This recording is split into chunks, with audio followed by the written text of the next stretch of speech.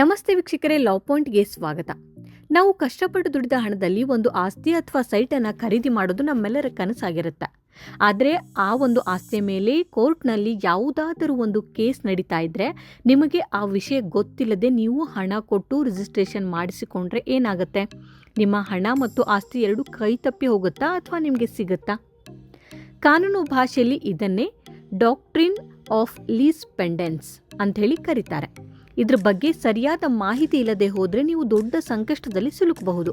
ಇವತ್ತಿನ ಈ ವಿಡಿಯೋದಲ್ಲಿ ನಾವು ಈ ನಿಯಮದ ಬಗ್ಗೆ, ಇದರ ಪರಿಣಾಮಗಳ ಬಗ್ಗೆ ಮತ್ತು ಸುಪ್ರೀಂ ಕೋರ್ಟ್ನ ಈ ಎಲ್ಲ ಇತ್ತೀಚಿನ ಮಹತ್ವದ ತೀರ್ಪುಗಳ ಬಗ್ಗೆ ಸಂಪೂರ್ಣವಾಗಿ ತಿಳಿದುಕೊಳ್ಳೋಣ. ವಿಡಿಯೋವನ್ನು ಕೊನೆವರೆಗೂ ನೋಡಿ. Welcome back to Law Point. ಮೊದಲನೇದಾಗಿ ಲೀಸ್ ಪೆಂಡೆನ್ಸ್ ಎಂದರೆ ಏನು ಅಂತ ತಿಳಿದುಕೊಳ್ಳೋಣ. ಲೀಸ್ ಎಂದರೆ ಕಾನೂನು ಹೋರಾಟ ಅಥವಾ ವ್ಯಾಜ್ಯ ಅಂದರೆ ಲಿಟಿಗೇಷನ್, ಮತ್ತು ಪೆಂಡೆನ್ಸ್ ಅಂದರೆ ಬಾಕಿ ಇರೋದು, ಪೆಂಡಿಂಗ್ ಇರೋದು ಅಂತ ಅರ್ಥ. ಅಂದರೆ ಆಸ್ತಿಗೆ ಸಂಬಂಧಿಸಿದ ಯಾವುದಾದರೂ ಸಿವಿಲ್ ಕೇಸ್ ಕೋರ್ಟ್ನಲ್ಲಿ ಇನ್ನೂ ಇತ್ಯರ್ಥವಾಗದೆ ನಡೀತಾ ಇತ್ತು ಅಂತ ಅರ್ಥ. ಅಂದರೆ ನಡೀತಾ ಇದೆ ಇನ್ನೂ ಕೇಸ್ ಅಂತ ಅರ್ಥ. ಭಾರತೀಯ ಕಾನೂನಿನ ಪ್ರಕಾರ ಟ್ರಾನ್ಸ್ಫರ್ ಆಫ್ ಪ್ರಾಪರ್ಟಿ ಆಕ್ಟ್ 1882ರ ಸೆಕ್ಷನ್ 52ರ ಅಡಿಯಲ್ಲಿ ಈ ಲೀಸ್ ಪೆಂಡೆನ್ಸ್ ಬಗ್ಗೆ ವಿವರಣೆ ನೀಡಲಾಗುತ್ತೆ. ಈ ಸೆಕ್ಷನ್ ಪ್ರಕಾರ ಒಂದು ಆಸ್ತಿಗೆ ಸಂಬಂಧಿಸಿದಂತೆ ಸಮರ್ಥ ನ್ಯಾಯಾಲಯದಲ್ಲಿ ಕೇಸ್ ನಡೆಯುತ್ತಿರುವಾಗ ಆ ಆಸ್ತಿಯನ್ನು ಯಾರಿಗೂ ವರ್ಗಾವಣೆ ಮಾಡುವಂತಿಲ್ಲ ಅಥವಾ ಮಾರಾಟ ಮಾಡುವಂತಿಲ್ಲ. ಹಲವರು ಅಂದುಕೊಳ್ತಾರೆ, ಕೋರ್ಟ್ನಿಂದ ಸ್ಟೇ ಆರ್ಡರ್ ಬಂದಿಲ್ವಲ್ಲ, ನಾನು ಈಗ ಮಾರಾಟ ಮಾಡಬಹುದು ಎಂದು. ಆದರೆ ನೆನಪಿಡಿ, ಸ್ಟೇ ಆರ್ಡರ್ ಇರಲಿ ಅಥವಾ ಇಲ್ಲದೇ ಇರಲಿ, ಒಮ್ಮೆ ಕೇಸ್ ದಾಖಲಾಗಿ ಅದು ಕೋರ್ಟ್ನಲ್ಲಿ ಪೆಂಡಿಂಗ್ ಇದೆ ಎಂದರೆ ಈ ನಿಯಮ ಅನ್ವಯವಾಗುತ್ತೆ.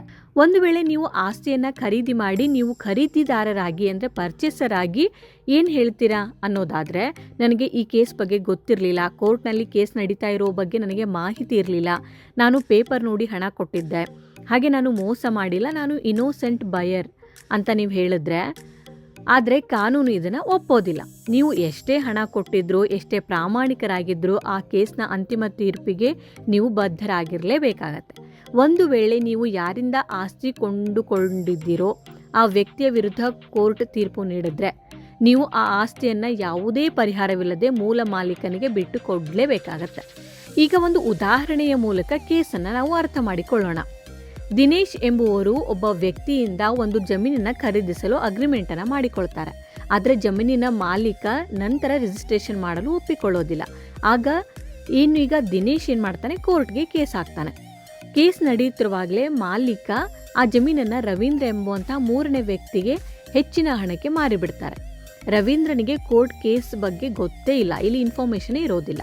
ಕೆಲವು ವರ್ಷಗಳ ನಂತರ ಕೋರ್ಟ್ ಈ ಜಮೀನು ದಿನೇಶ್ಗೆ ಸೇರಬೇಕು ಎಂದು ತೀರ್ಪನ್ನು ನೀಡುತ್ತೆ.